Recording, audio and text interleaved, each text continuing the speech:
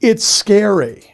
It really is scary if you don't know what you're doing out there. And so while, yes, these are great investments to produce just awesome rates of return, there's a lot of risk if you don't know what you're doing.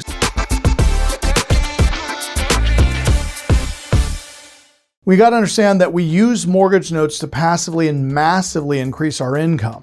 Now, the types of loans that we originate here at Secured Investment Corp are 6 to 24 month loans. We don't originate anything longer than 24 months.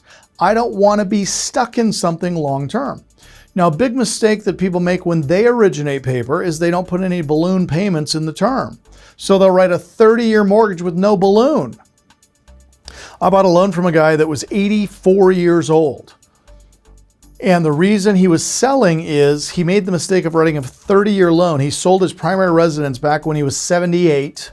So 6 years before I met him, and he didn't put a balloon in it. And so he still had 24 years of payments to collect. And so the way that we negotiated the price is he said, Lee, I'm getting $1,000 a month. I'm 84 years of age. I don't see myself making it much longer than 5 more years. So give me 60 grand.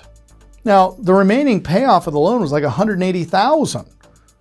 I said, you're owed 180,000. You're going to sell this thing at a third of the face value? He said, yes. I said, why would you do that? He says, because there's no other way for me to get my money and I don't want to wait 24 years. I said, great, here's your 60 grand. I bought the note. Now, it's an extreme example. If he would have just written the note initially to include a 5-year balloon, he wouldn't have had that problem. Unfortunately, a lot of people who originate notes are not in the note business, and so they end up writing paper that is not in their best interest, okay? We write notes that are interest only. I don't want to deal with principal and interest pay downs and amortization schedules. If I'm going to buy a note, I want to put 100 grand in the note, and then in 24 months when that note balloons and they pay me back, I get 100 grand. So when I buy notes and I'm getting my yield, I'm essentially renting out my money to produce rates of return. So I'm not going to write a principal interest mortgage. A lot of people do that. Why don't you just write it interest only? It makes a lot more sense. Well, because Lee, the owner wants principal buy now. Well, why do they want that? Because they're going to live there? So are you originating paper to an owner occupant? And if you are you running that owner-occupied origination through a mortgage loan originator?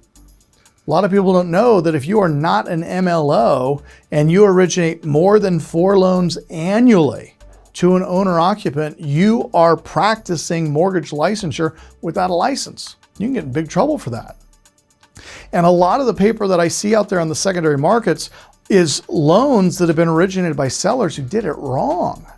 So they didn't run it through the proper channels. They didn't run the DTI background checks. They made a lot of mistakes on that note. And if you buy it, regardless of how good the discount is, that owner could get themselves a good lawyer and they could have that entire note wiped out because you didn't run it through an MLO.